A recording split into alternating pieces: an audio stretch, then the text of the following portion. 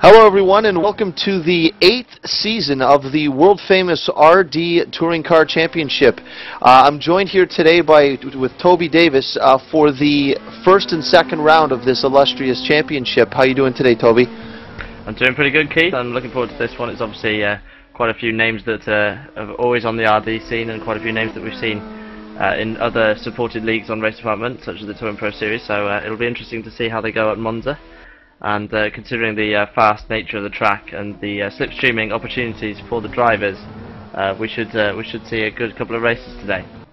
Definitely, I'm really excited to be here and looking forward to this. The RDTCC this season is sponsored by our seat, who has been kind enough to provide a racing seat for one of the contestants in the season who competed in all of the events. So they're promoting loyalty to the series because, as we all know, it is very difficult to keep drivers from start to finish, as people tend to drop out, which is, it's not the greatest thing because the administrators always have put on a good show getting it together, and they can't take days off. So we're right back. We're going to go right into the racing here because what we've got now is we're about halfway into qualifying, if not a little bit further, and we're actually on board right now with Francisco Villar.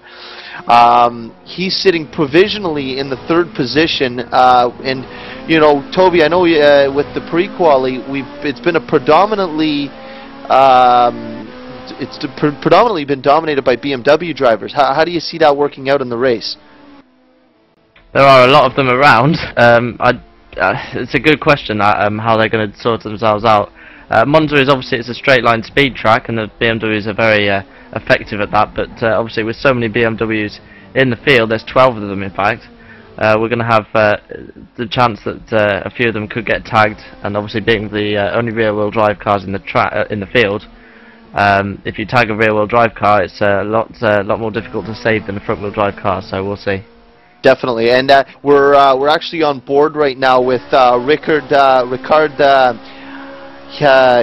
Javanainen. I apologize if I get your name incorrectly. Javanainen, it's perfectly Javanainen. close enough. Very nice, and we're just on board with him as he's currently sitting as the provisional pole sitter.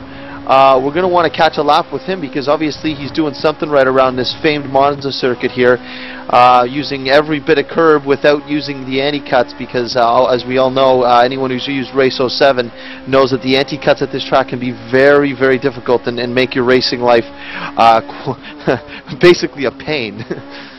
Yeah, you don't want to run over any undercuts in any situation really, and obviously with Monza you've got the chicanes.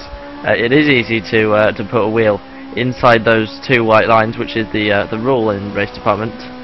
You've got to have two wheels within the white lines, or the outer edges of the white lines specifically.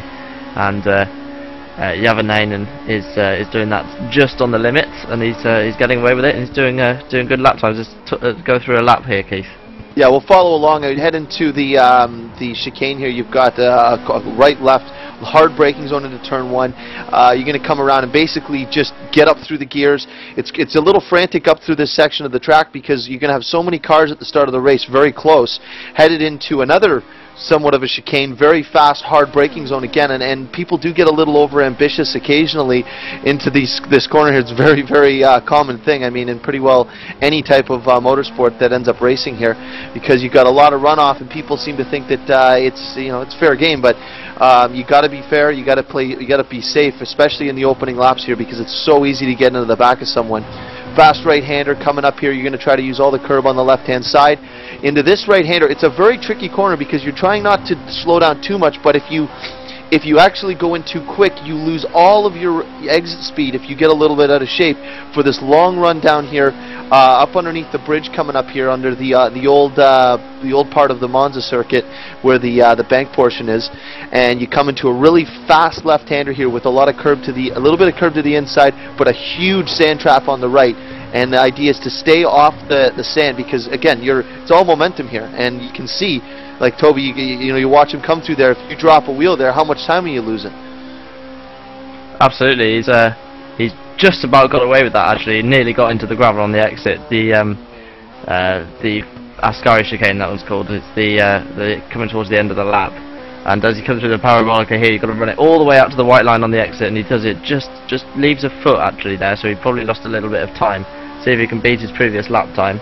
It was a pretty tidy lap, but obviously it's going to be tough to beat his first provisional pole. He's down by, I can't quite see how much that's down, but he's down anyway, and yeah, unable to improve, but he's still still in pole position. Yeah, still in pole position. But while we're just looking on board with Ricard for the moment, let's pop through the field a little bit and see how everyone else is doing. Helder Felipe, another big name in touring car, and it's great to see him joining us for this event. We also have, one moment here.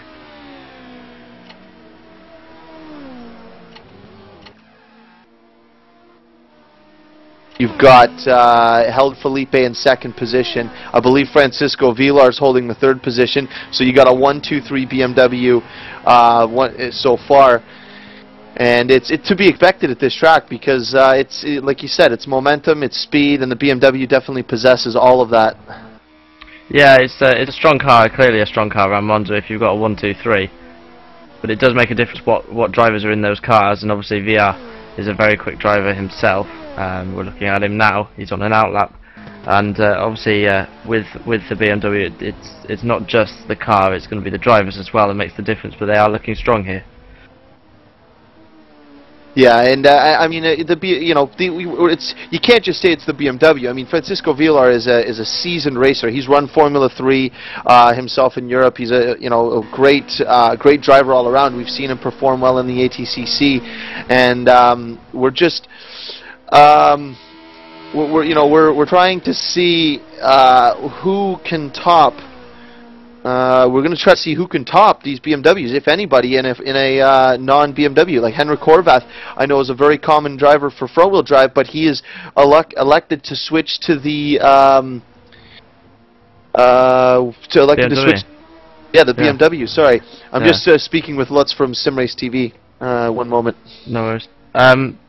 Bram Henjeveld is another quick guy. He's in this series. He's RD Open Wheel champion as well, and also RD. Here we go. This is where I get all the names for the series wrong. But he's won another couple of series as well. Let's see if I can bring that information up when I get there. But yeah, it looks like it's going to be a good race today. Henrik Horvath obviously in fourth position. He's going to be a danger. He's always a quick guy, the Hungarian. So we'll be interested to see how he does. Yeah, sorry, Toby. I'm just trying to sort the small shuttering a little bit just to see if we can get a little better picture, so it's a little easier for us to call things right here, because we're just struggling a little bit with getting through the cameras here. Also, the buttons seem to be a little bit different than what we're used to. But as we stroll through here, you got Jack Heathley running, a very odd pairing. He's teamed up with it's GT Omega and RPM have teamed up for this event, and his teammate is Robert Wiesenmuller, who's a very big supporter of anything to do with racing leagues. He's currently sitting in the 5th position. Yeah, it is a strange sort of combination, that one. That's James Johnson also part of that crew. I don't know whether that will work in the future, but it certainly seems to be working in this particular series. He seems to be in the same skin as James Johnson, in the same colour scheme. But Jack Heathley has black mirrors and is number 44 on the car, and James Johnson is number 12. Yeah, James Johnson will be looking to have a good result here. I actually haven't seen James run too much in the Race 07 side of things, but James has always been a fierce competitor in pretty well anything he does. And as we scroll through again, 6th place Andreas Loeffler, another BMW for the Black Rebels Racing in 6th position. And as we head back through, another BMW with Igor Yemakovic. Yep. And I mean, it's seeming that the BMWs have the advantage here. It just is the way it is. And then there's your first look at a front-wheel drive car. You've got Richard Tranch in that bright green Honda Civic, or Honda Accord, sorry, looking to make headway with the with the drivers, excuse me, with the BMWs. Yeah, absolutely. He's chosen a Honda. There's quite a few Hondas actually chosen. It seems to be BMW and Honda Championship pretty much. You've got a lot of them in the series. There are 12 BMWs, 5 Hondas, 3 Chevrolet Cruises. So we'll look out for those. 3 Seats, and then just the 1 lone Peugeot. So it'll be interesting to see how that goes in the future events, because obviously Monza is a very specialised track. It's a lot of high-speed corners and braking zones, and it will suit the BMW for sure. So, but people will have chosen the Honda, for example, for its all-roundedness, and you've got the Chevrolet Cruze as well, which sort of behaves like a rear-wheel drive car at times, doesn't it, Keith? It does, yeah. The Chevy Cruze is very much like that, and we're seeing the same thing in the American Touring Car Championship, where it's basically a Honda, BMW, and Chevy Cruze battle, and it's fair enough because you've got different types of drivers driving different types of cars. If you're looking for that oversteeriness in the front wheel drive, you go with the Chevy Cruze, and it's really just a matter of car selection. And actually, speaking of the Chevy Cruze, Miguel Neto was unable to attend this race. He was actually one of the top higher pre-qualifiers for Server 1, and he had to drop out because he wasn't able to make it to this event, and he was going to be in the Chevy Cruze as well. So that's one Chevy Cruze driver that won't be available to race. Richard Trange is just starting his qualifying lap, so we'll follow him for this one. And just in front of him, currently in the grid, as it were, in 7th position, we've got, I've forgotten who we were looking at now. Richard Trange we're on, and now that's Igor Yermakovich. Okay, so in 8th position, it's just gone into 8th. I'm really struggling with the cameras here. Yes. So just bear with us a second. We've got Astrid Romanov has just popped into 8th ahead of Richard. So Trange will be looking to make that back up. Definitely, and I mean, well, these guys are competing right now for the top front-wheel drive spot, and it's that's a pretty good big honor here, especially with the field of talent that they've got. And Aristide decides better to just park the car. Obviously, he was set up for 1 lap. Let's go back to the field a little bit. Let's see if we can get the rest. I'll let you take care of the cameras there, Toby. Yeah, if you want to just head back through the field, we can have a look and see who else we've got beyond 8th. We got Aristide Romanov in 8th, Richard Trange in 9th, Ivo Simons in 10th. For Black Rebels in 11th, we have Danny Asbury. Look, Danny Asbury, media man for Touring Pro Series. Beautiful skinned car he's got there. Basically taking a page out of his ATCC car, but changed the colors a bit. Hugo Goncalves, sporting his colors from ATCC as well for the RDTCC, doing pretty good in 12th. You can see they're bunching up through turn 1 in qualifying. Pedro Amaral having a good run here in 13th. All of these names in other series as well. They like to do a lot of the similar kind of touring car series. I'll get there in the end. Championships around the world, and they like to enter, and they're generally front runners. So people like Amaral, Gonçalves, the Portuguese driver, really. The Portuguese drivers, they're all very into their touring car racing. And, definitely. Well, a lot of them actually do race in touring cars in Portugal as well. I know that I believe it's Diogo Lopez and Miguel Neto race themselves respectively in their touring car over there. And it's good to have those real life racing drivers in the field. For example, Francisco Villa from Hengevel just is not yet set a time. He's the last of the runners. Francisco Villa, by the way, has gone into provisional pole. But as I was just talking about him, he used to do Spanish Formula 3 in real life. Yes, he did. So that's someone else who's got a real life connection.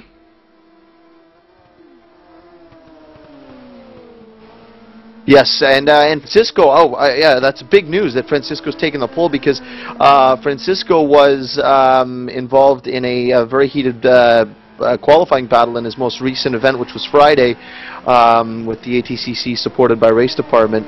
And I mean, it's great to see that the drivers are competing in multiple different events. But you know what? The names keep popping up. I mean, Francisco's a hard-working guy. He's had very bad luck all season, and unfortunately he needs to get this black cloud over him, because it's been hovering. He's constantly having little issues, problems. His pedals gave way. So I'm really hoping he has some good luck here, because the guy has had the most misfortune I've seen out of anybody in quite some time.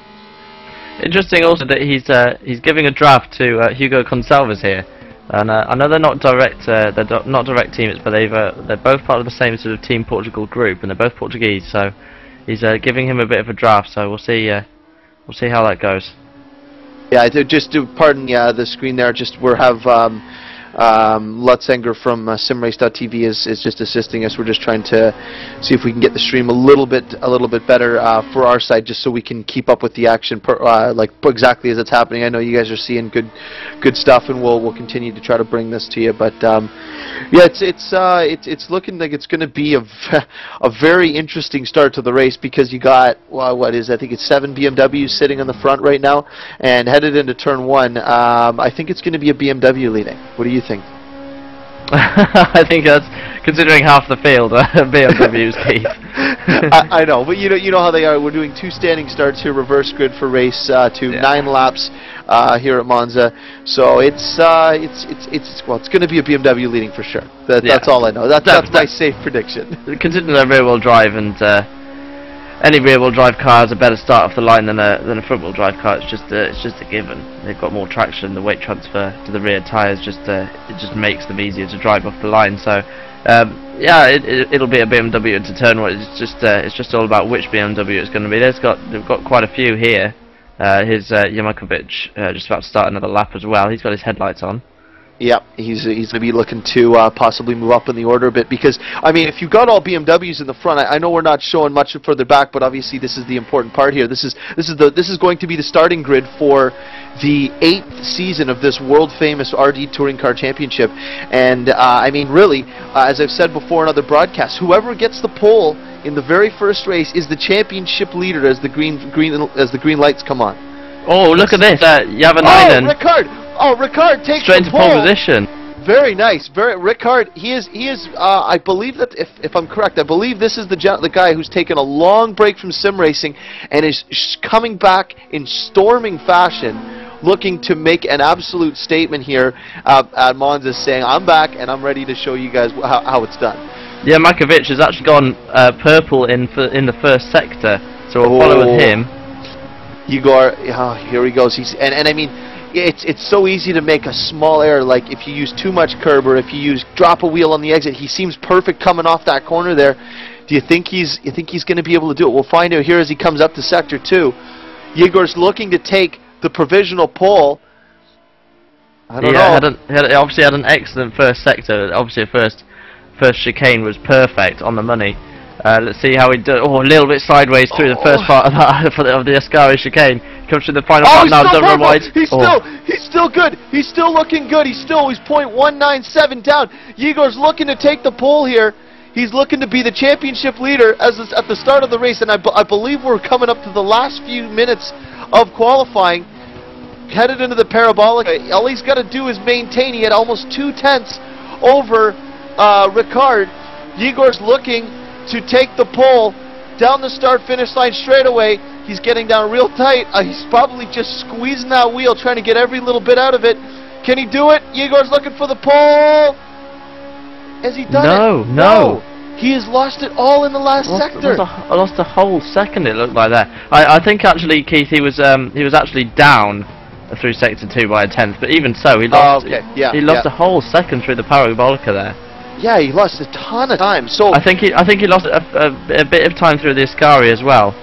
But either way, he was only a couple of tenths off from pole. So it's a shame for him, and obviously he's got a lot of work to do. I don't think he'll be able to improve again. Yes, I'm gonna say it's safe to say we're coming to the very close, the final strokes of qualifying here. Actually, if you just actually if you go back to the actual racing grid here. How do we get back there? Leave the race monitor. Just give me 1 second here, Toby.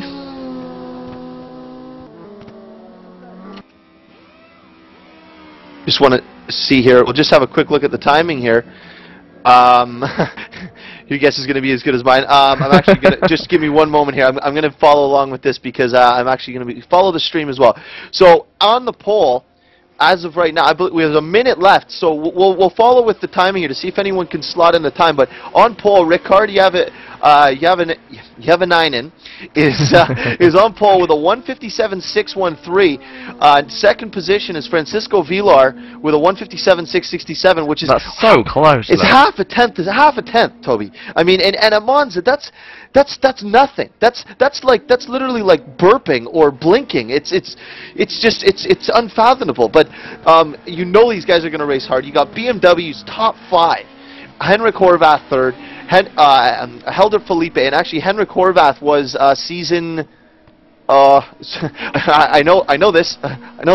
Season 6, I think, or season 5. Season 5 champion. Sorry, I'm just my head's spinning a little bit. Season 6 was Evo, wasn't it? Evo Simon. So. Yeah. Oh no, wait. That was season 6.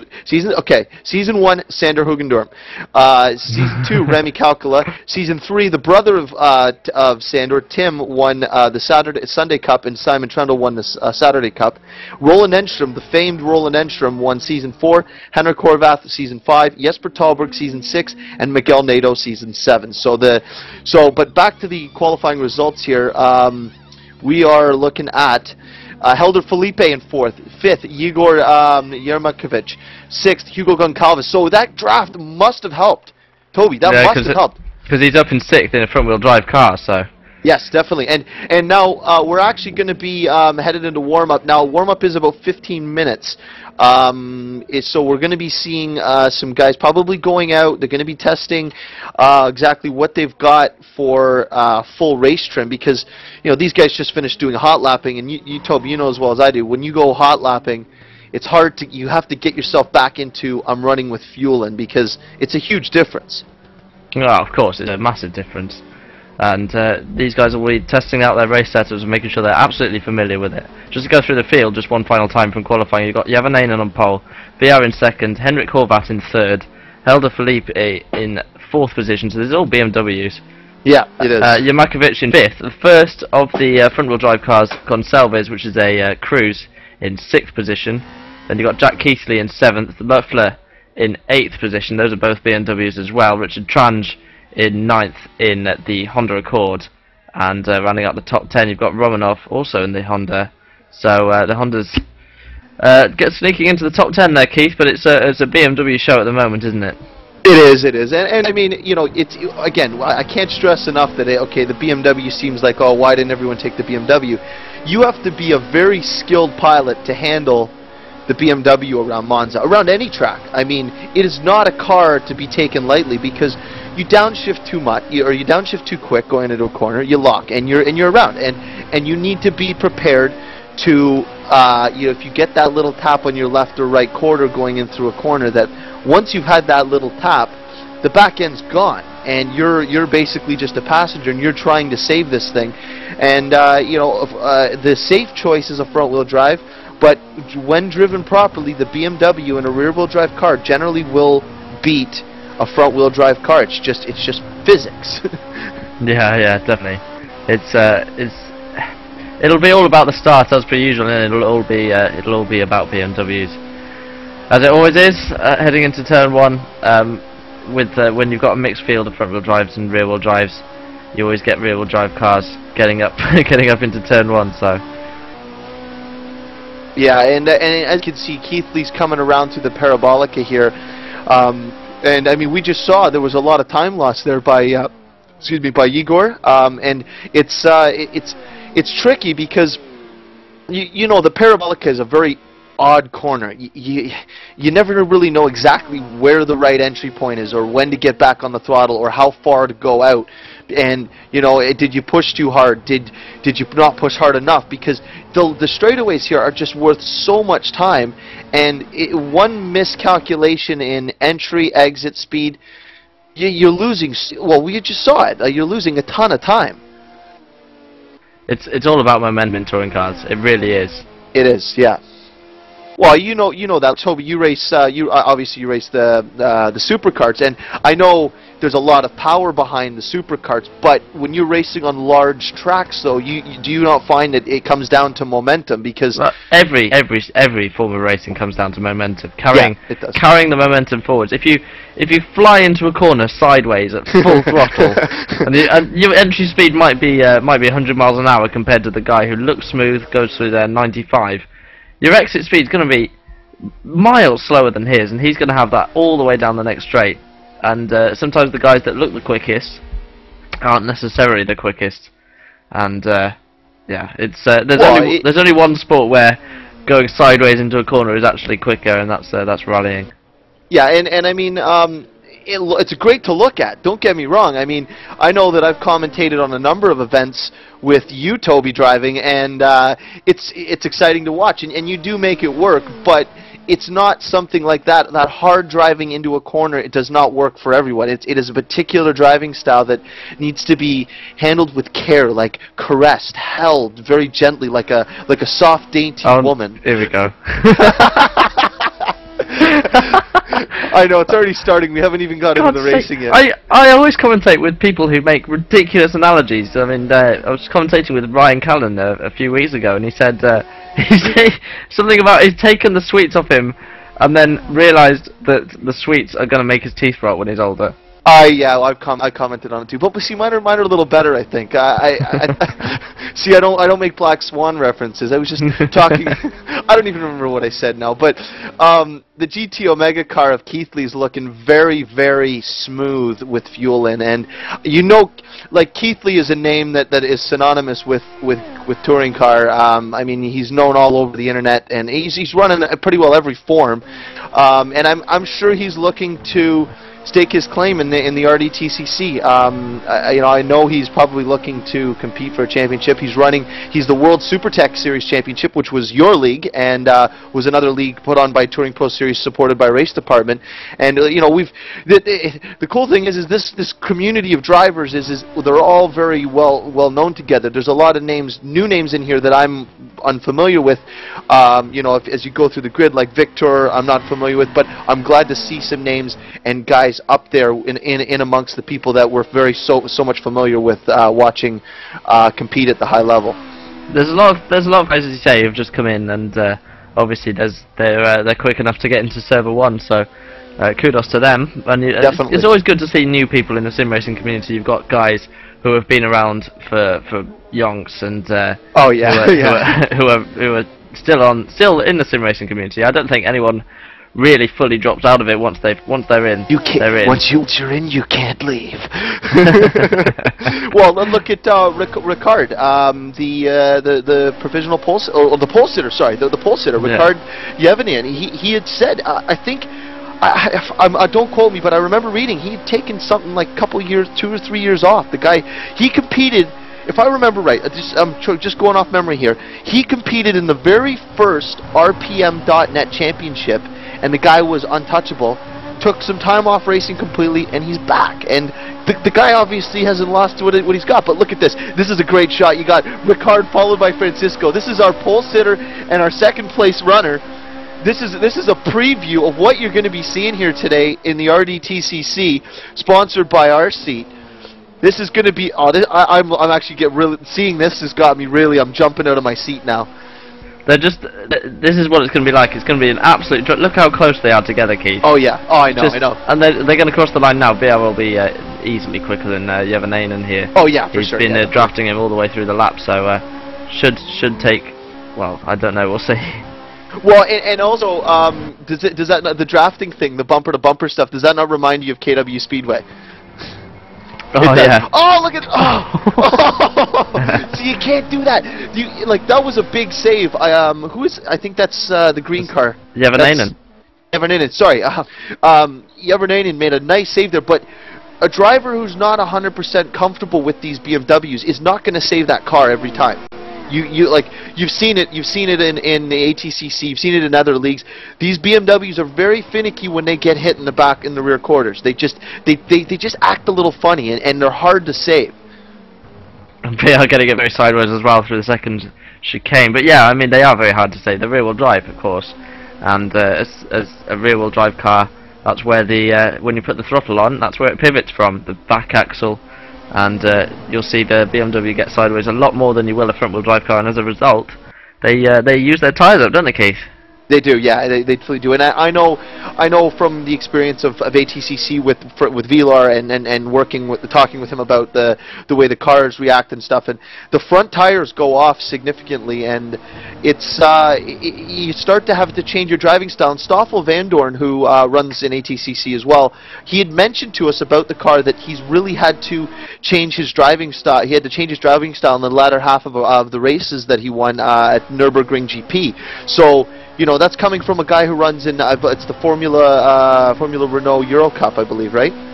Yeah, the 2.0, not the 3.5. But yeah, Formula Renault. No, he's in 3.5 this season. He's tested for them. I don't think he's actually going to racing the 3.5. But anyway, he's going to be in GP2 at some point in the next few years, I should think. For sure. He's got the budget, and he's definitely got the talent. I mean, he just jumps into ATCC. The last 6 races he's had 3 wins and 6 podiums, and one of those wins was taken off him.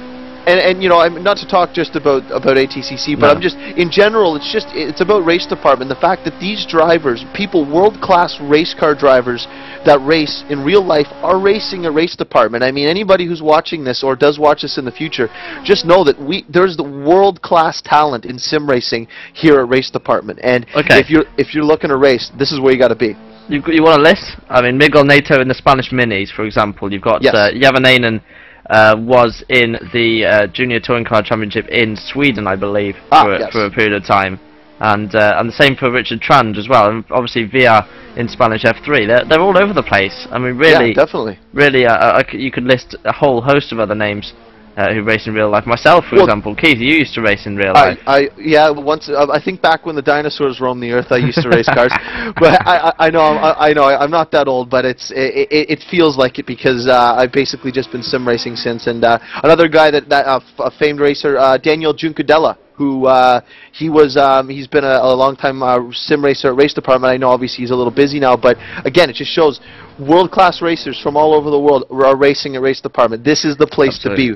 Race Department is blurring the lines between virtual and real motorsports. That's what they're doing. And that's what they aim to do. And Stoffel Vandoorn, I know he's not actually racing in this series, and we probably shouldn't be talking about him, but while we got the chance, he is at Race Department, and he is going to be a future star, so watch out for him in the future. Definitely. But anyway, back to drivers. But back to the RDTCC. Yes, definitely. And I know we haven't given much airplay, but also in Server 1, the other drivers that we do have, maybe if you want to just go back through, you've got Mate Lorenzi. I'm going to say it's Lorenzi. I want to stick to it. Another BMW driver. He's driving a Hungarian BMW. And we'll step back another. I'll just kind of call through. I think we got about a minute or so left. Okay, we've got Ivo Simons. Emil Selberg, we've seen him before in previous championships, and he's been all over the place actually. He was second place. I think he was second place last season. I remember. Well, there we go then. I'd have to. My facts are a little bit off, and I apologize. This was kind of a last-minute thing for us to do this, and I'm very glad we were able to do this. It's definitely been in and around the championships. I mean, he's back in a BMW for this time, but he's been in other cars as well in previous series. He's running a number of series, and Emil's always been a threat. I think it's a big transition for him to go from front wheel to over to BMW. Yeah, you can see him. It's in 11th place in WARMUP. Doesn't necessarily mean anything. Here in the Seat, the lone Seat, you've got Dubravko Vučković. I believe that's how it's pronounced. And I think you're right. Well, and Keith. And Vučković is in 12th in that distinctive red, blue, and white liveried Seat. And also, sorry, there's 2 Seats then, because here's Robert Wiesenmüller, and Wiesenmüller practicing his starts in the exit of the pit lane. He's driving for RPM. Oh, and sorry, just to make a quick note of this, it was actually Emil Stallberg finished 4th. I remember seeing him finish 2nd in a race. That's where I came up with that. Jimmy Hughes was 2nd last season, followed by Fred Visser in 3rd position. So just wanted to clarify that, so Jimmy doesn't feel like he's getting left out. Right, Jonas Lex is one of 5 cars in the Honda, as is Zaporozets, I believe. Was also in the Honda look. Hugo Gonçalves in the Cruise. Matteo Bouquet, he's not actually on track, but he's another Seat driver. And Pedro Amaral, obviously in a Honda. Another big name, James Johnson. He's not really showing good form here, is he? No, he's struggling a little bit, but I mean, James is a really good racer, so I expect to see some things out of him in the race. Yeah, he's with GT Omega in combination with RPM. I believe he is actually teammate to Jack Keithley. Okay. In the championship, but in terms of the teams, they are teaming up with RPM. I presume they're sharing data and so on. Well, let's get back to our. I just wanted to see Bram's car, because this is the guy who's put on RDTCC. He's the owner of Race Department, and the guy works endlessly. I mean, I literally just got off the phone with him a few minutes ago. I don't even think he set a qualifying time, did he? I don't think he did. I don't think he wanted to. He's a dedicated man. Well, he wanted to. If I was him, I wouldn't. He's recently won the Open Wheel Championship, RD Open Wheel Championship. That was in the Formula 3 cars with the Game Stock Car game. And he also won the first edition of the Race Department Stock Car Championship, also using the game from Riser Studio. So what do you think? Do you think he's sandbagging the field right now? Do you think he's got something for all these guys, and he's just gonna pull a well, I'm gonna go on a limb and say pull a Jack Keithley like in the Clio Euro Series, making up 28 positions. I think RDTCC has been around a long time. And there are 75 drivers racing today. Over 3 servers. I think Bram will struggle to do as well as he did in the Open Wheel Championship and the STCC. You think? I think the talent level's been stepped up here. Yeah, I think considering the quality of you've got Javanainen at the front of the field, VR as well, Neto. Those guys are all very quick. Neto's not actually racing today, as you say, but these guys are all hugely quick guys. Oh, it's insane. And I mean, a lot of people have said to me, aliens, the term used for really fast drivers. It feels like we're on another planet, doesn't it, Toby? Oh, absolutely. When you see the times that these guys are actually able to produce over the rest of the field, ridiculous. But if you also do some comparison elsewhere of other places that race this track, these cars, these guys are trumping lap times. And I've noticed this myself. With the leagues the other leagues that are also going on through with Race Department, lap times are getting shattered, race in, race out, all the time, and it just means that drivers are getting faster and faster, and it's just part of it. It's the nature of it. People get progressively better and better. Race monitor. Sorry. Thank you.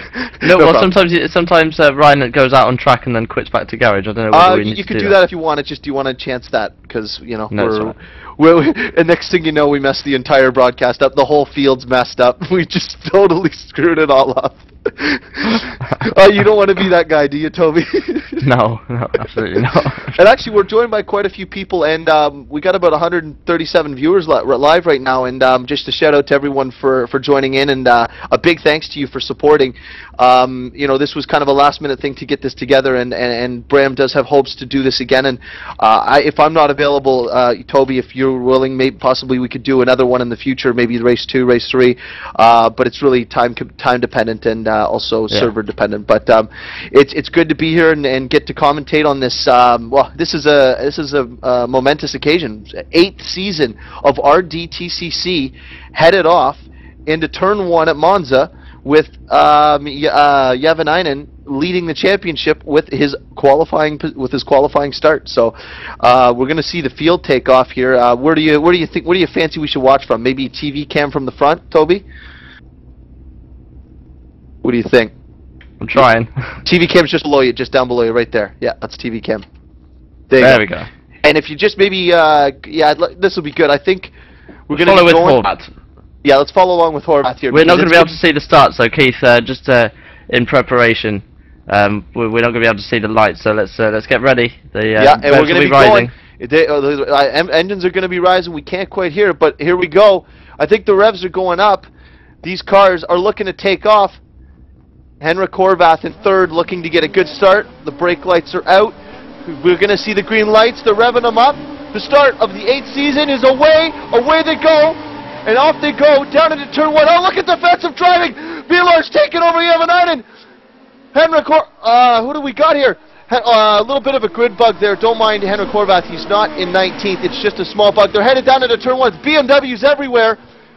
Look at this. Are they going to get through cleanly? Oh, there's contact in the back. There's cars all over.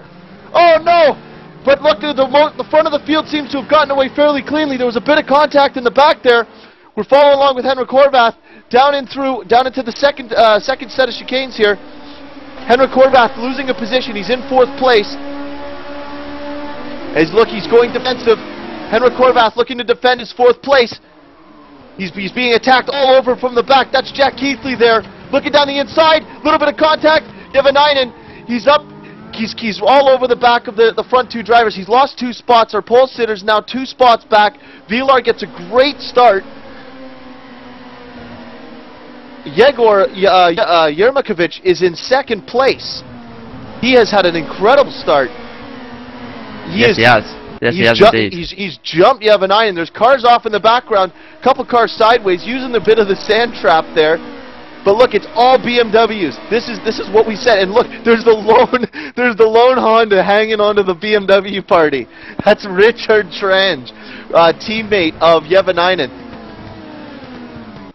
Here we go. Oh, look, it's so hairy when you're this close, because this track is, it's like you said, it's a momentum track, and these guys need to, they need to take the, well, they're trying to drive their line. Look at Vilar, he's gapped the field. What do you, how do you make of that? Do you think they're just battling too hard back there? They're all over each other, aren't they? They're looking for space as well, but Vilar has broken the toe, and that's so crucial for him. And now we're going to see them just side by side going down the pit straight. Oh, and yeah, this is going to be anyone's guess as to who's going to make it into turn 1. Look, this is going to end up. This is like a NASCAR race now. You got they're too wide into turn 1. Oh, look at this. Look at the draft, and you don't know what to do. Do you back off? You don't want to get hit. Oh no, where'd you go? Francisco Vilar leading into turn 1. Oh, we're going to miss that action there. Toby. I'm on it. Sorry, dude. The camera buttons have stopped working again. But Jack Keithley did make it into 4th position, so he's made up another position. He's demoted Felipe. Bram Hagenfeld Look at this. 6th position. Bram Hagenfeld, followed by his teammate Robert Wiesenmuller. What has happened? What has happened? Bram did not even qualify. He is now in 6th position, folks. Bram Hagenfeld, he did it. I told you. He was. Oh, who is that? Jack Keithley's around. Bram Hagenfeld makes his way through. He's into the top 5. Oh, look at this. Look at the cars all over each other. Jack Keithley back to 13th. Look. There must have been an incident. What has happened there? There must be an incident. See, this is where the replay function is so handy. But look at this. Bram started dead last. He's in 6th. Robert Wiesenmuller, I believe, qualified in the latter half of the field. He is in 7th place in the Seat. Wow. I mean, wow. That's all I can say is wow. That is phenomenal. It is phenomenal. Danny Asbury as well has gained quite a few positions to be up into. Bram up into 5th. It's insane. There's obviously been a huge incident though, because there were plenty more cars than this. We've just got a battle of 3 for 2nd position, headed by Yavanainen with Yermakovic and Felipe. Look who is gone.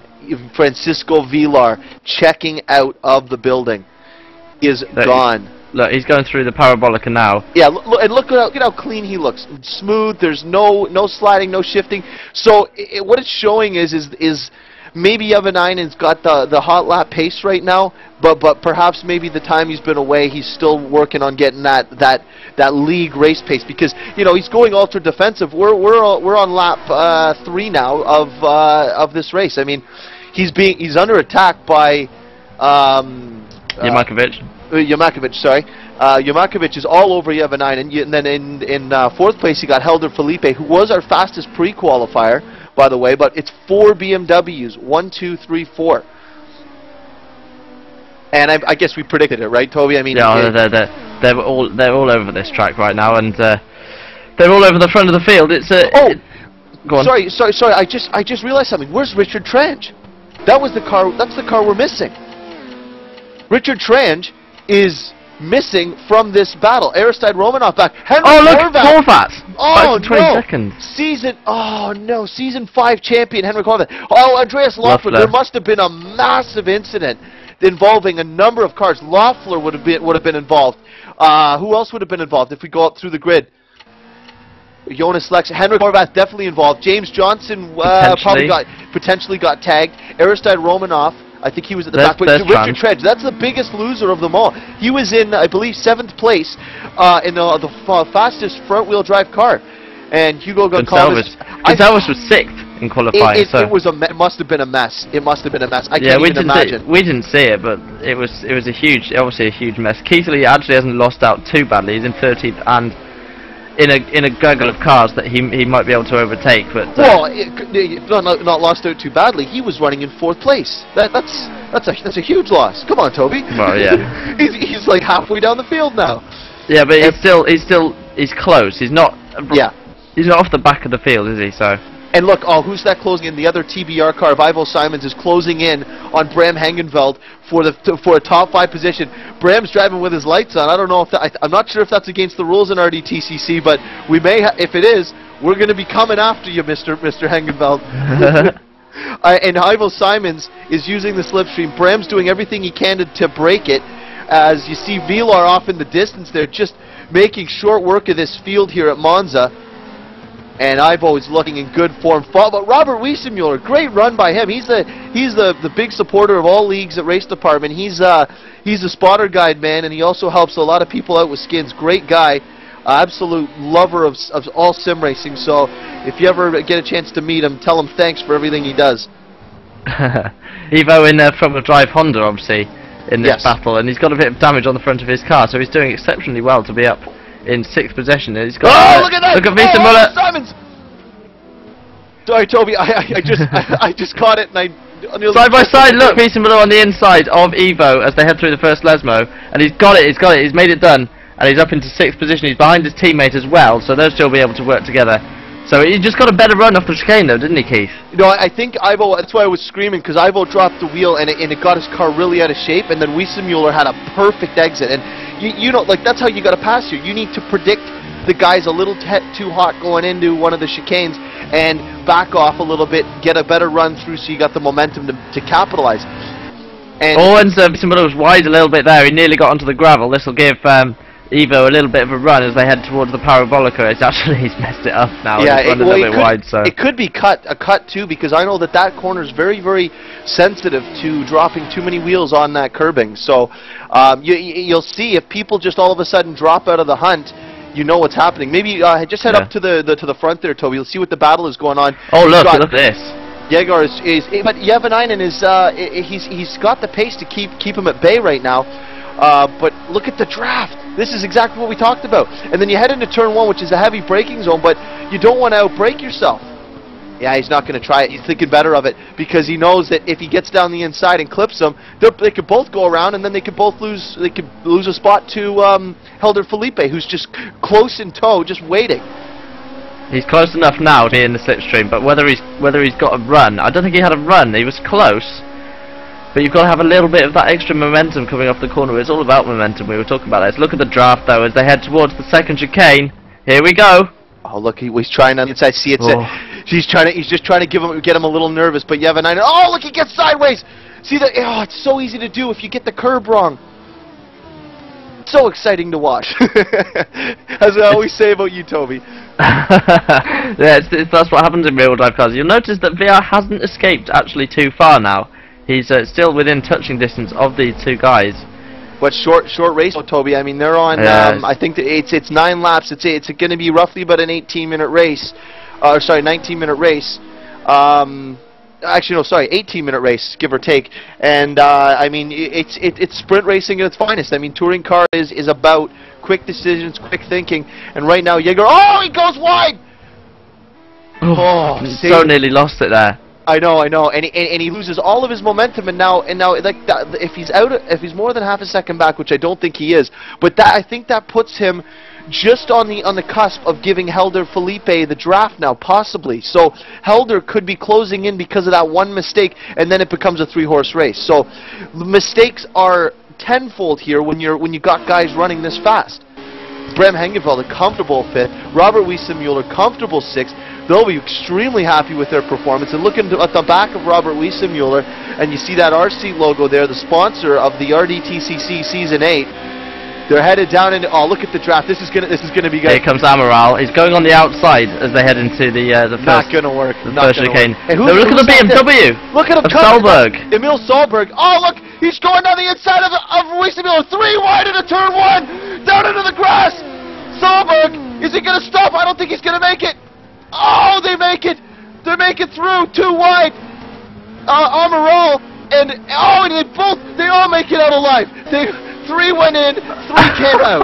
You know the best thing about that? They haven't even swapped positions. No, in exactly the same place they were. All that happened, if you look back, if you go back 2 cars, you've got who is that? Someone closed in on them. I can't quite see who that is. Just go back 2 cars, Toby. Oh, look at this! There we go. Big dive, Amaral down the inside of Wiesenmuller, contact. Oh, Amaral gets sideways, but no one's changing positions. The only thing that's happening in this group right now is they're getting closed in on by the pack behind, which maybe I'm not right, maybe that's not true. They seem to be battling back there too. Wiesenmuller is in ultra defensive mode right now.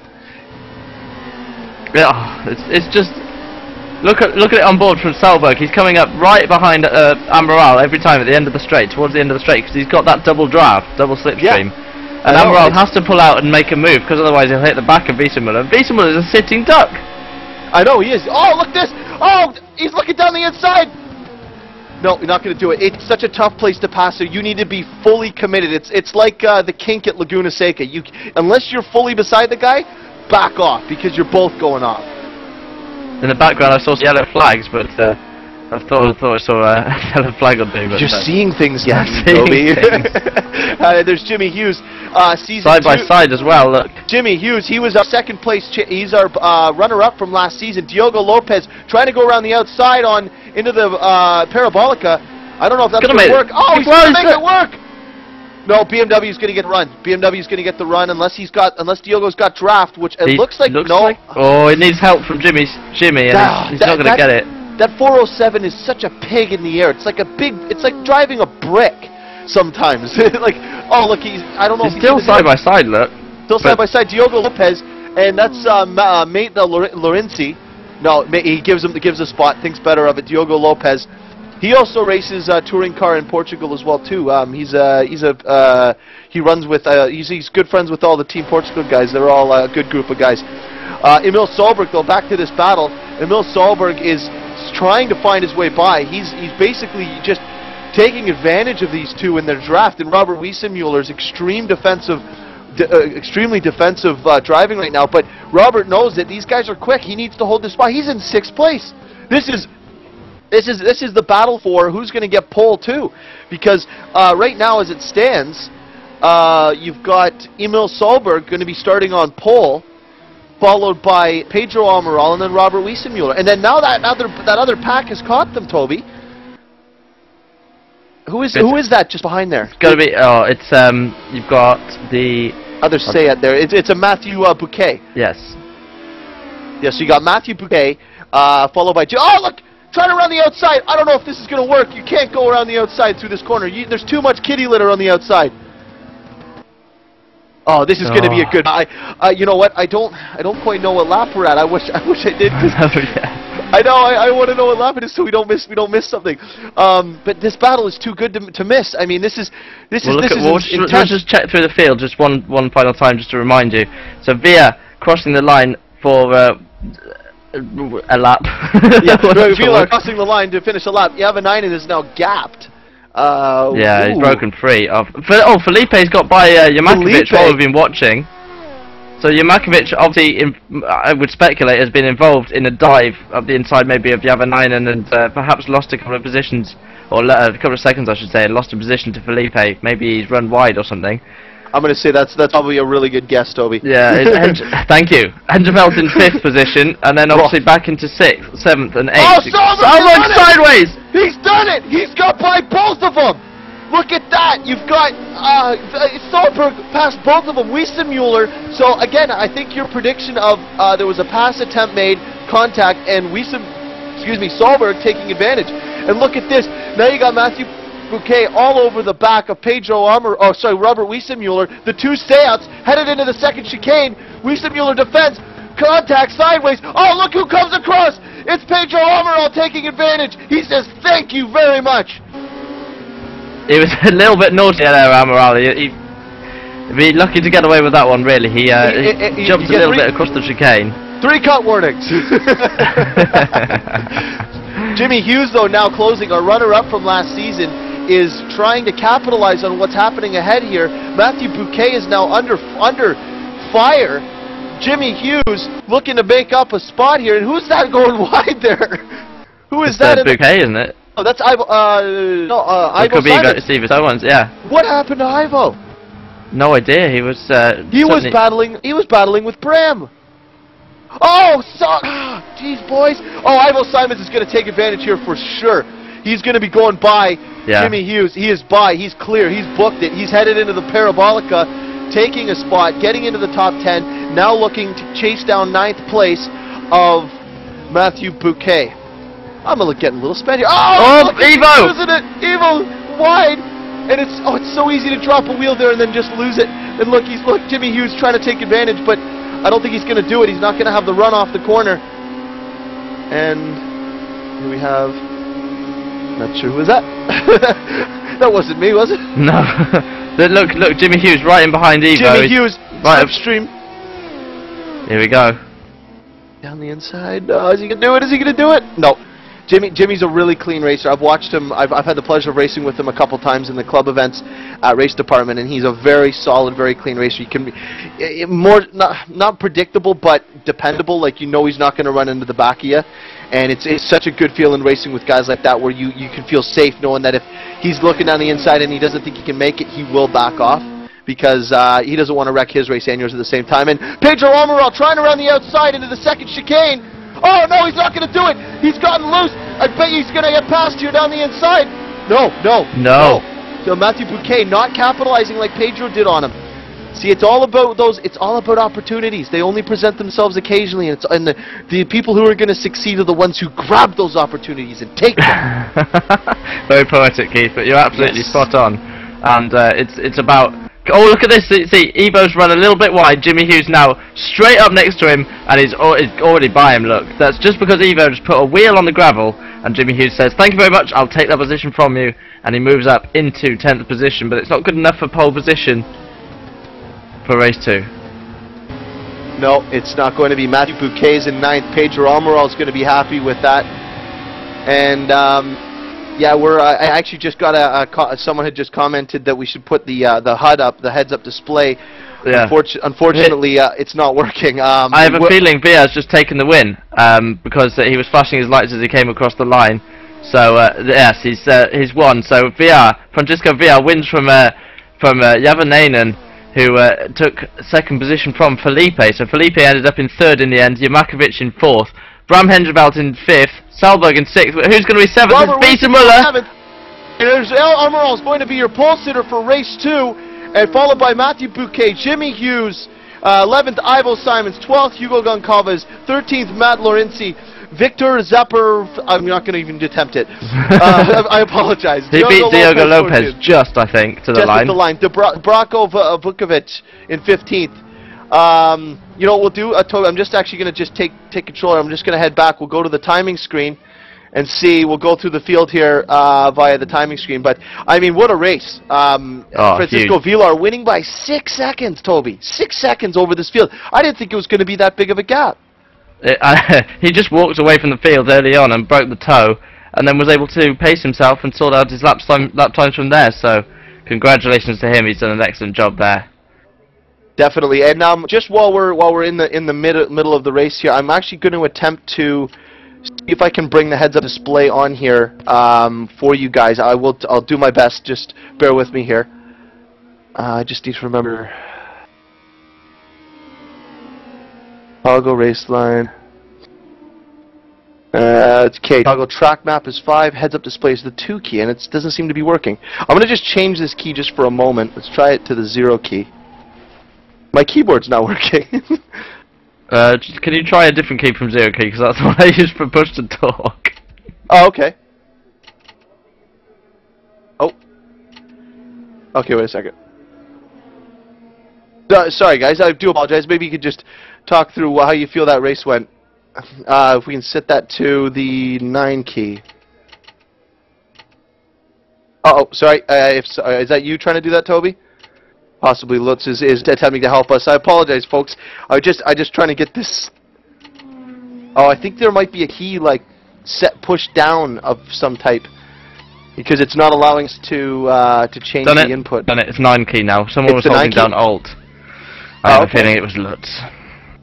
Anyway, anyways, so how was the race go? Well, VR romped away with it. We saw an incident. Well, we didn't see an incident. There was an incident that we missed early on. That's not wiped out, but caused an issue for some of the people in the field. Horvat, obviously main loser from that, and you obviously had Jack Keithley drop back through the field as well. Yes, that's a shame we couldn't quite run down through the field verbally. Oh, there we go. That's much better, isn't it?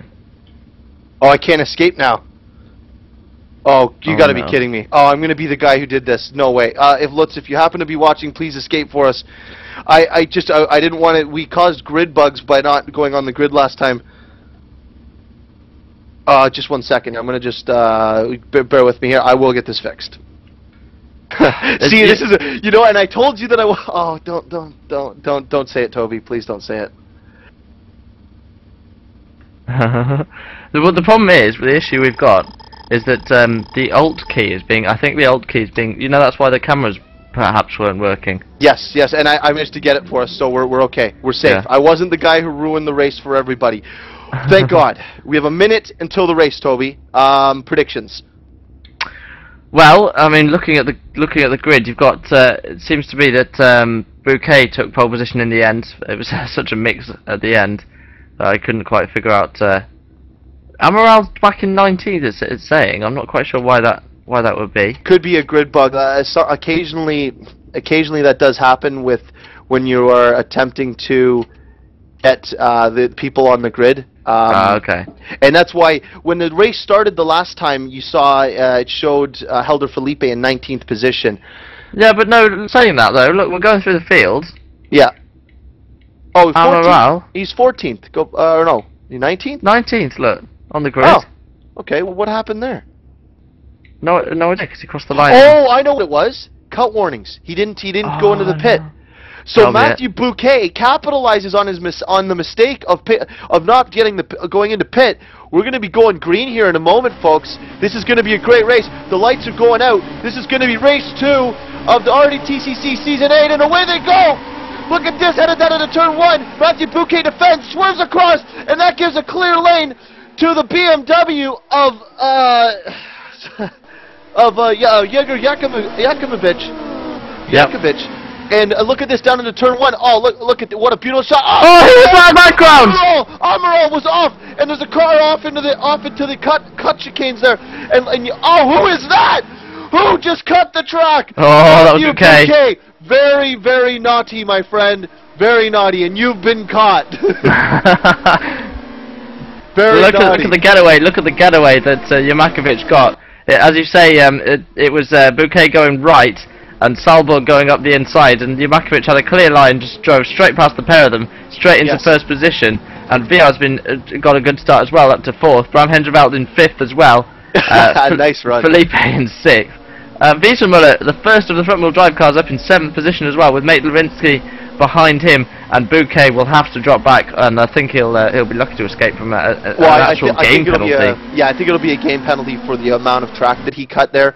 So I mean, we can consider him off. But you know what? The field's made it away pretty cleanly. I don't see any cars completely off. They're streaming down here, down into the fast left-hander here. But the big story here is you've got Javanainen ahead of Vilar this time.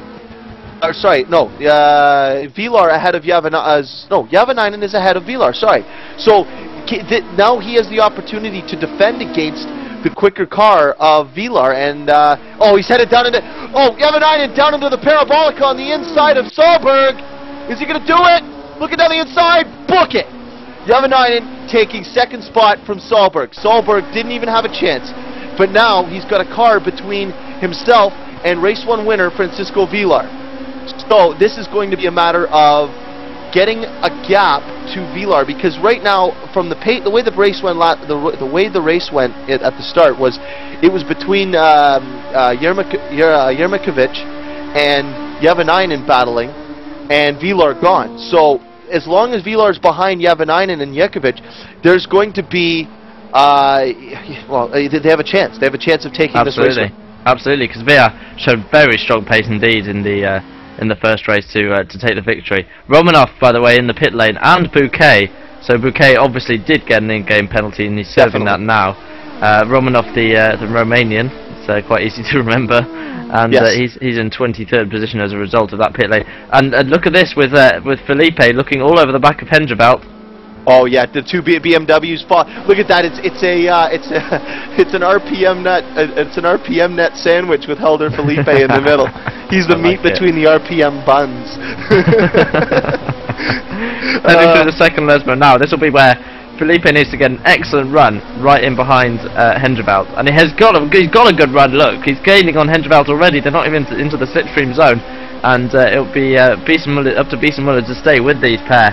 And Felipe not quite close enough, I don't think, to make a move into the third chicane, Variante Escari. But, oh, look at this, side by side! Oh, no, he's having a go! What happened? Jurgovic has lost! What happened to Jurgovic? Oh, Beeson Muller on the gas! Oh, no, Beeson Muller! Oh, look at this contact! Brim, oh, he's in the wall! Oh, no, he saves it! What a goal! Look at behind, it's contact everywhere! There's cars, oh my goodness! Oh! that was Lewinsky in the wall, I think, mate Lewinsky, or Mate Lewinsky it might be, and oh wow! Wow, and look, where did Yermakovic come from? We weren't watching that. No, Yermakovic must have made a mistake in one of the chicanes. But he was leading. He was leading, yeah. Yavanainen is now. Look at this! He's not even on the track. Oh, look, they're down the inside. Look at Hengerbelt. Oh, look at this! Yermakovic followed by Hengerbelt down into turn 1. He's going to run out of track. Helder Felipe trying to take advantage of Hengerbelt into turn 1. Felipe. Oh, contact. Oh, Brim Hengerbelt. Huge. On the outside. Beautiful move. What a move by Hengerbelt. Went right round the outside, just brake later. And beautiful move. Super move, because he was on the inside for the second part. Now Yermakovic has got Felipe all over the back of him. But Hengerbelt moves up into 4th position. There's a battle going on for second. We'll go into that in a second. And look at the car streaming through. Here comes Felipe! Oh, Felipe into the inside, into the second chicane. Book it. He's taking it, and Yermakovic is doing a slow stumble back. Muller trying to take advantage of him now. He is just going backwards here, folks. He was leading the race for the first lap and a half, and now it's just a matter of time before he falls down this. Oh, it's right into Beeson Muller. Oh, he's trying to. Oh, he didn't like the outside pass by Bram, so he had to get his teammate. Let's put Beeson Muller into the clutches of Jimmy Hughes here. So Hughes is in a great position there. Number 2 on his car, is wearing it with pride. Oh, and Jack Heathley not having the best of events here, considering the pace he showed at the start. I mean, you know, maybe he's just struggling to with his race pace here, but I mean, Keithley, it just shows the level of talent here is incredible. It's incredible. What I like, Keith, is that it's a different set of cars battling now, and they're all still line astern. It doesn't matter where these guys are on track. It's still a huge amount of quality through the field. Wiesenberg on the inside, so close. Yeah. Oh, look! He gets into the back of him. Jurgovic is getting mugged. He is getting mugged. Wiesenmuller paid back the favor, and look at how many spots Jurgovic is going to lose. Who is that just went? Oh, is that Bram in front? RPM net? No, that's James Johnson. No, James Johnson capitalizes. He's up into 5th, having a great second race here. Wiesenmuller now lifting off the gentleman he is to give the spot back to Jurgovic, I think, because there's no other reason for him to slow down that much. He was by. I think he's letting him through again. Look, because there is Yermakovic, so. Yeah, it's got to be. Yeah, look, he's letting through. He's letting Horvath through as well. Oh no, he might have damage. Look, because there's smoke coming off the rear of his car. Oh, okay, maybe Oh yeah, it looks like it. I don't know. It's hard to tell. But Jurgovic going around the outside of Wiesemuller. Wiesemuller might be letting him by, but if he isn't, that's a book it moment right there. Oh, contact again! Oh, Jurgovic is round! Schumacher into round. There's contact! Oh no, one of the Portugal racing guys. Diogo Lopez. It's so painful to see because Jurgovic had such a good run going, and he just threw it all away. That is Vilar! What? No, don't tell me Vilar's in 22nd. That would be. Am I seeing this correctly? Vilar had to pit. He must have got a cut warning or too many cut warnings. Vilar, our race 1 winner, is now in 22nd position. Oh, Toby, seriously. Huge. Because that means that promotes Javanainen up into 1st position. Oh no! That is true. This is the case. It says he's hit it on the right side. Oh. Yeah. Toby, what do you think's going through his head right now? The guy. But it must have been his own fault because he was out. He was battling with Solberg and Javanainen, but it must have been his own fault to lose that many positions.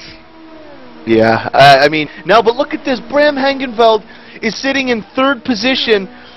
After not qualifying, he started for the race 1 dead last, and looking behind James Johnson, you've got who's that? Horvath and Keithley. Horvath. Oh yeah, Horvath having a storming back now, and in behind him is Matthew. No, sorry, I just can't quite read that. It's Matthew Lorenzi. Yes, it's Mate Lorenzi. So. Keithley being a beneficiary, and James Johnson, his teammate, up in 5th as well, so they'll be pleased with that. Definitely, and the timing says we're on lap 1 of 9, but I definitely believe we're further than that. There's been too much happen for just 1 lap. We can't keep track of how many laps there are as a result, so which is a bit of a shame. I think what the head-up display is showing us is that the car that we're using to commentate is stuck in. It's still on lap 1, so we're 3 laps down. So that means we've done 4 laps on the race because the timing says it's -3 laps. So up front, Bram Hangenveld's the big story here. No qualifying.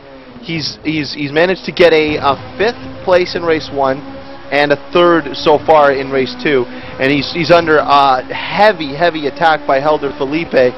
And Bram has told me when we need to speak with him after the race, he's going to have to use his cell phone because he was practicing for this event and he had done a really good lap here. He told me this before the race. He jumped up in joy and ripped his headset apart, pulled the cable right out of the headset. So he has no headset now, and he didn't have time to go buy a brand new one. But he didn't want me to tell that story, but I'm sorry, Bram, I had to tell it. I had to. You can't tell me something like that and I expect me not to say it. I didn't know he said that. Here comes Felipe, by the way, on Henscheveld, as you were saying. Felipe had an excellent run out of the Parabolica whilst you were telling that story that he didn't want to tell anyone. Look at this. He's on the outside. He's braked a little bit too late, actually. I think. Yeah, he's not going to make that one work. And and he's going to be careful with those cut warnings as well.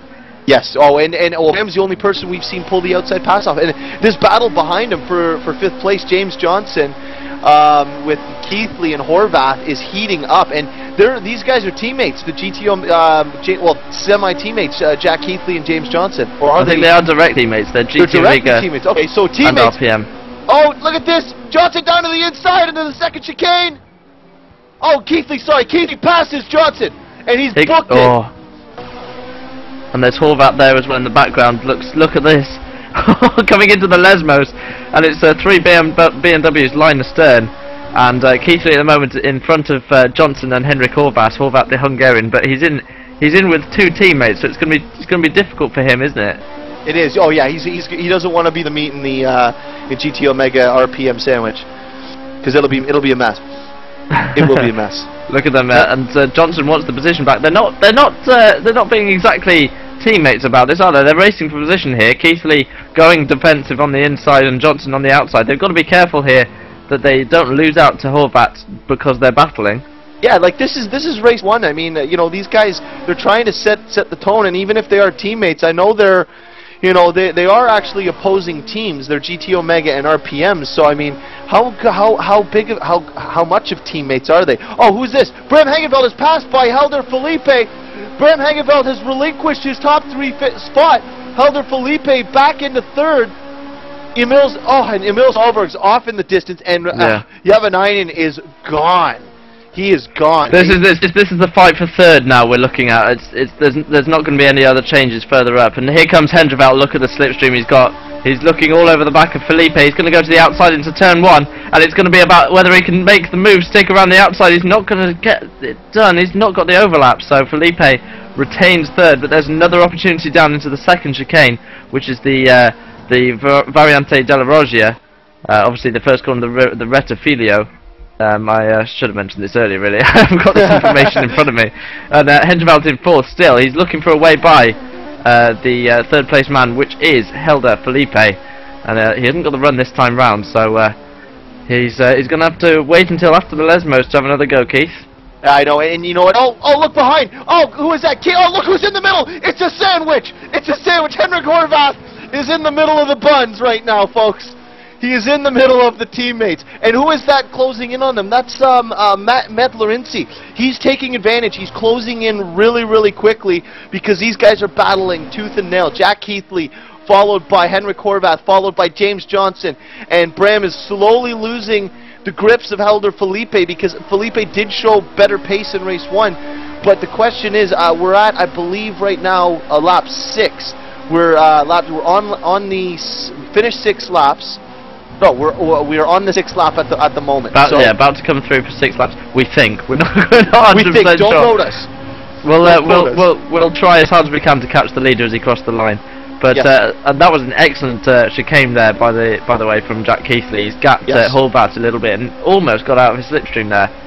James Johnson in behind Horvat with Lorenzi. Oh, look how late Horvat is! Oh! And look, Johnson's all over the back of him too. I mean, like we said, you know, you know what? Maybe he wanted to get close to use that slipstream for the straightaway, so we can get back on Keithley's bumper and have a shot at the top 5. Because this is big, man. This is how you set the tone for your championship. If you like Keithley's going strong defensive. Oh, look at the draft. Henrik Horvath in the slipstream to the outside into turn 1. Horvath, Keithley, 5th place. Not gonna happen. Oh no, he's holding it. Keithley squeezes him. Little bit of a shoulder shrug. Keithley holds on. Johnson right on the back of Horvath. He's going to be looking to make a move into the second chicane. No, he's not close enough. But Horvath, you can see he's hungry. He wants that grilled cheese. He's looking for it, isn't he? He's all over the back of Keithley, and Johnson's got the double draft. Keithley's had to go defensive once again, so it's Horvath on the outside. Oh, here comes Johnson, late braking up the inside. Contact! Oh, what racing, Toby. Oh my, I didn't think they'd make it through there. They nearly didn't. Horvath just about escaped. He jumped across the curb as much as he dared. But Johnson, huge dive on the brakes. He was never going to make that, I don't think. And Via, by the way, is setting purple sector times. He's just bored at the back of the field trying to get the fastest lap. But meanwhile, whilst we're looking at this battle, Horvath in between the, as you say, the meat in the sandwich of the GT Omega RPM guys. Yes. And he'll want to improve his position. That's Mate Lorenzi we're looking back at from James Johnson's car, and Lorenzi he's caught this pack, hasn't he? Yes. Oh, and sorry to interrupt.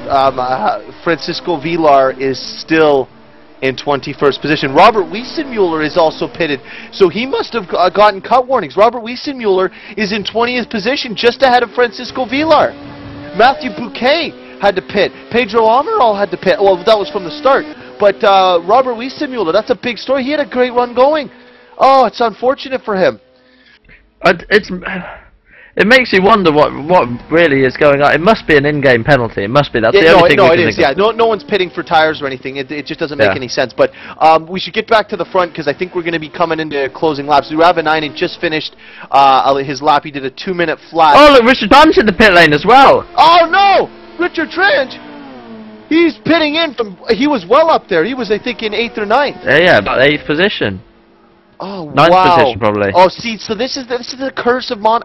No. It's so easy to do. Oh, and some smoke into turn What's one. going on? It's Jimmy just, Hughes. You just, and Yamakovic Oh, as well, our look at early that. leader. Look at his car. He's been There's absolutely... that. He's been smashed by something. Oh, But he's in maybe 13th position as a result of... There's at least 7 guys who have had to pit or have DNF'd. Yeah, Aristide Romanov, Richard Trange, Robert Wiesenmuller, Francisco Villar, Matthew Bouquet, Pedro Romer, Diogo Lopez is a DNF. And Victor Zaprazets as well. He's in the pits. So up at the up at the front, you've got the battle's still going on with Keithley, and quietly, Danny Asbury has moved his way up to 9th place. Oh, look at this battle! Oh, look at this, Toby. This is going to be epic to the finish because we're coming up. We've done 7 laps now because it's we're 7 laps done. So we're on the 8th lap, and we're going to be. This is the penultimate lap, I believe. Don't quote me on this. If I'm wrong, I'm wrong. Here comes Horvath. Look on the back of Jack Keithley. He's going to the outside. Keithley's already gone defensive. This is not really a place you can go around the outside. So Horvath will tuck in and have another go into the Parabolica. But it just shows you the slipstream of these guys. Oh, and look at that, Lewinsky wide, and he's going to lose the slipstream. And Horvath's gonna have to go defensive here from James Johnson, and James Johnson side by side is the Parabolica. Outside on Henrik Horvath into the Parabolica, not going to happen. And he's going to try to cross over. Johnson crossing over on Horvath, and he's going to get the draft from his teammate because you know he's going to move over, and that is going to be a booked pass, folks. James Johnson into 7th because you know Keithley. Look, Keithley moves down, gives him the draft, but Horvath is smart. He gets in the slipstream, and he knows that he's going to have a chance back here if he can get in the slipstream. Oh, there's the end of the race.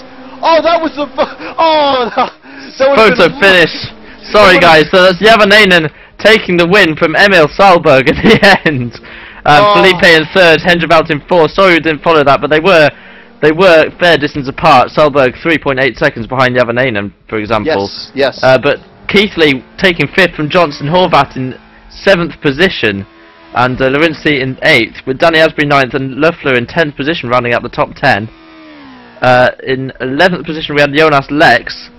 Jimmy Hughes in 12th in the end. Early leader Yamakovic, he had huge damage, so obviously something going on, and he finished in 13th position with Vucevic in 14th, Hugo Gonçalves in 15th, Ivo Simons in 16th position, and he'll be a little bit disappointed with that. He had quite good pace. Just one moment, Toby. I'll be back in a second. No worries. Romanov in 17th, and this is the start of the guys who had to pit, obviously because of cut warnings. Zaprazets in 18th, Robert Wiesenmuller 19th, and Francisco Villar, race 1 winner, in 20th position because of the cut warnings, we assume, meaning that he had to have a drive-through or a stop-go penalty, and Richard Trange in 21st with Bouquet 22nd, and Diogo Lopez in 23rd position. And wow, it's difficult to make a summary of a race like that when that's how it happened. I mean, it's unbelievable racing, start to finish, and we'll just have a quick look at the timing. Everyone's leaving the game, unfortunately, so hopefully we can get this. Yeah, sorry, Toby. I was just speaking with Bram because he just gave me a call because he, as I told you, he broke his headset, so he called me on Skype through his cell phone, and he told me, he says, the only thing I would like to say about my race today is tee-hee. That's all he had to say was tee-hee. And honestly, I mean, really, that sums up his race. He had an incredible run. Incredible run. He finished. What did he get? He got a 5th and a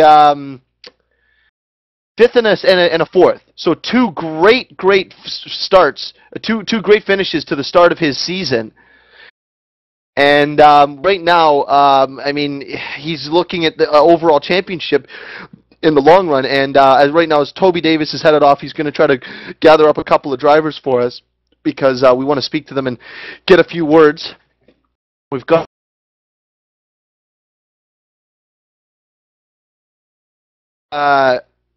there we go. Right, there we go. Just changing channels around. No, it's okay. Toby's just rounding up a couple of drivers at the moment because we do want to have a word with the drivers who have done so well here today. One of them being Emil Sahlberg. Emil, I have not spoken with you in quite some time. I used to enjoy our battles in touring car, and I love seeing you out here today. You've switched to the BMW. How are you finding your racing with the BMW?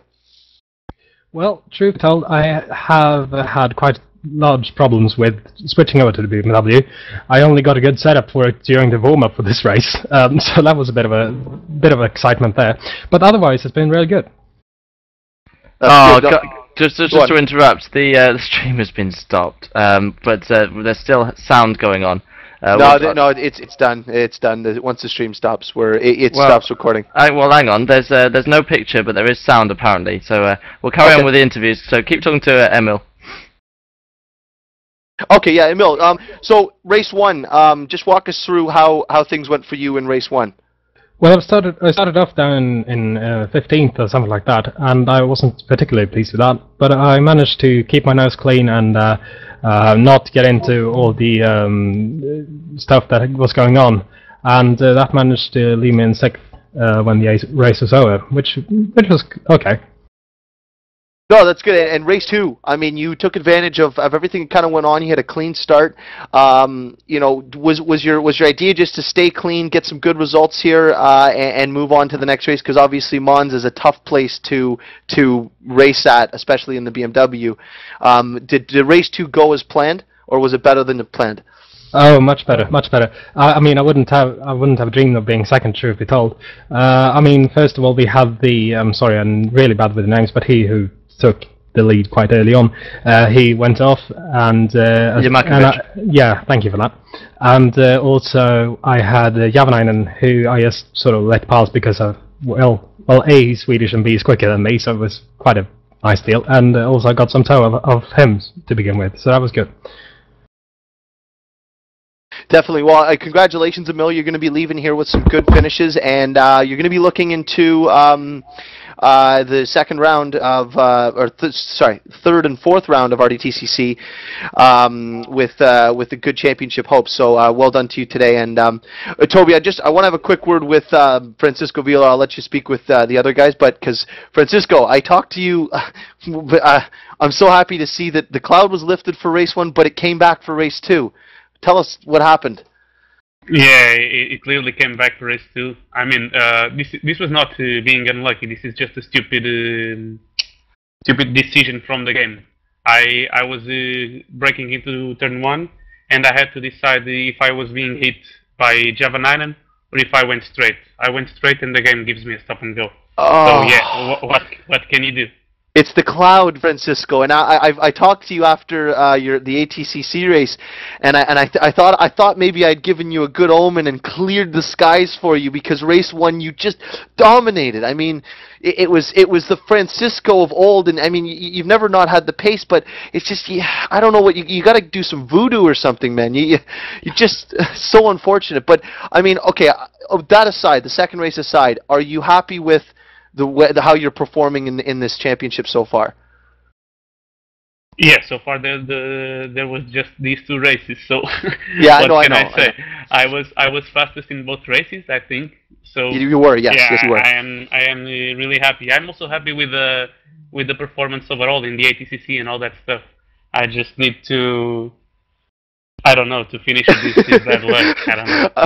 I know, Francisco. I honestly, I'm the biggest. I'm the guy who wishes to see you do the best, man, because it's really unfortunate. But a very good result in race 1. Very unfortunate in race 2. I'm looking forward to seeing you and how you perform in the next events, and also in the upcoming ATCC events as well too. So well done today, Francisco. Thanks. Thank you very much, Keith. So after talking to Francisco, I just want to have a quick word with Jack Keithley. So Jack, you had an excellent run in race 2, an excellent battle with your teammate James Johnson and Henrik Horvath. But just tell us what happened in race 1, because we saw you in the top 5, and then you dropped down to about 13th position. We didn't catch it on the broadcast, so. Well, I had 2 accidents. The second one I got spun, but the first one, braking for, so I don't know what the second left right is called. Can't remember the name, but I braked and the back end it just went. It never done that in practice before, so the rear brakes just stopped up, I guess. But yeah, I got back on track, and then in a manic battle later on, where two cars rejoined and everyone else is charging behind them, I went to the outside as it was the only place to go, so I couldn't back off really. And as I braked, turned left was fine, and as I went to turn right, I got hit. So yeah, pretty disappointed from race 1, but yeah, seeing what happened in race 2, it kind of makes up for it, I guess. Well, I mean, it's one of those rounds really where you've got a contrasting luck, isn't it? I mean, it always seems to happen that you have one good race and one bad race, and you'll be looking forward to fixing that in the next rounds. Well, it's definitely my worst track, and also, I swear, Keith, the races you commentated on just kind of cursed me a bit. It's the third one now. Look, well, and you say that, Jack. You ended up winning the World Supertech Series with a commentary from Keith, so it Yes, can't all that's be true. bad. Yeah, the silent assassin lives on. But yes, we'll be looking to do better next round wherever it's at, because Monza definitely, as I said, my worst track, and I think it's the same for James Johnson, so we should be back up front for the next round. Indeed. Right, I want to have a quick word with Robert Wiesenmuller, who with a Seat, obviously it's not even the fastest front-wheel drive car, and BMWs were ruling here, so you were definitely fighting for the top positions, but I assume you fell cursed to the cutting rules in race 2. Well, in the second race, I was fighting with all the BMWs, and obviously they were much quicker than me on the straights. It was really hard to keep up, and I had to do my best to defend. And then I was having a battle with two drivers, Jamakovic and the Portuguese driver. I don't know his name. And they overtook me, and while they overtook me, they slightly touched my car, and I went over the chicane and got 2 cutting warnings, and then I outbraked myself, got a 3rd cutting warning, and the race was over. Basically, our first race, on the other hand, was quite good. Yeah, take us through the first race, because we saw you were with your teammate Bram Hengebelt for a while, and obviously in a completely different car, but you must be working together a little bit. We were not on TeamSpeak for the race, so it's just that we really know each other. Do you know the reason why for that? Yeah. But, I think I was starting in 19th position in the first race, and all in front of me the cars were spinning all around, and I could make up positions. And then I was behind Bram, and I could really slipstream well and follow him until Danny Asbury outbraked himself, gave me suspension damage. Then the rest of the race was the fight against the faster BMWs and Pedro Amaral's car. I just came home in 7th place, and I'm really, really happy with it. Yeah, you did well. Yeah, absolutely did well. So thank you guys for the interviews. Yes, definitely. Yeah, thanks a lot, and well done to all the drivers alike. It was definitely entertaining to watch, and I really do hope that I'm able to help out and do another broadcast again, and have Toby with me as well, because it was fun. Toby, did you have a good time? Oh, absolutely. I always have a good time when I commentate with you, Keith, because you burn my ears half the time, but that's half the fun. Did Bronny hear me while I was yelling? She was busy making my food. So. Grilled cheese. Well, we'll do a quick close off here. A big thanks to our seat for supporting and sponsoring the Race Department Touring Car Championship Season 8. This is basically one of the longest running touring car series anywhere, and has been one of the most followed, I believe. And the winner of the seat will be someone who competes in every single event this season, and it'll be done by random draw. So they're promoting, Race Department is promoting loyalty to the league. So you know what? If you're having a bad day, you wreck, stick it out. Race the second race. Don't drop out, because you know the administrators of these leagues can't just take a day off and just say, oh, I don't feel like doing this. So stick it out. That's all I can say, and you have a chance to win yourself a beautiful RC. Absolutely, and it's always good to have these sponsorship opportunities in Race Department, and we're always looking towards them. I want to say a quick thanks to Mr. C. I can never say his name. Karamadaru, Andre Bogdan Karamadaru. So thank you very much to him. He's always helping out. I call him Mr. C. As yeah, Mr. usual. C. Yeah, definitely. Because I always stumble over his name. I apologize. Well, what was it? Was he giving you some notes as the race was going on? Yeah, he was. It's always useful. That's and good. he was saying actually, Keith, that he could hear you from Romania without his headset. That's funny. Well, I'm glad he watches because he's a big follower and big supporter of Race Department and also what we do with Touring Pro Series. And also just want to throw a quick plug out there. We're going to be doing 2 more broadcasts for Touring Pro Series on Wednesday the 14th. And then also the Friday, the 16th. Wednesday will be Clio Euro Series, and Friday will be the ATCC. And it's going to be also live at Race Department. Race Department is a big supporter of ours, and we support Race Department just as well. And we try to help out any way we can. And join in. We're going to be doing some giveaways to the viewers. So make sure you tune in and check us out. You'll be able to catch us. Live broadcast link goes up right on racedepartment.com. Click on that. Grab some popcorn, and hopefully we can do this again for round 2 for the RDTCC. Yeah, so, it's always good to have the broadcasts of our races up, and it means that you get a bit of exposure if you're a racing driver. So if you've been watching this and you've been thinking about giving sim racing a go, definitely give it a go at racedepartment.com. Definitely. You'll definitely enjoy yourself. I know Absolutely. I have for far too much of my time, really. Way too much of your time. We've spent way too much time together. But we'll end with that. Toby, thank you. Thank you, viewers. Thank you, Race Department. And well done to all the racers. Have a good night.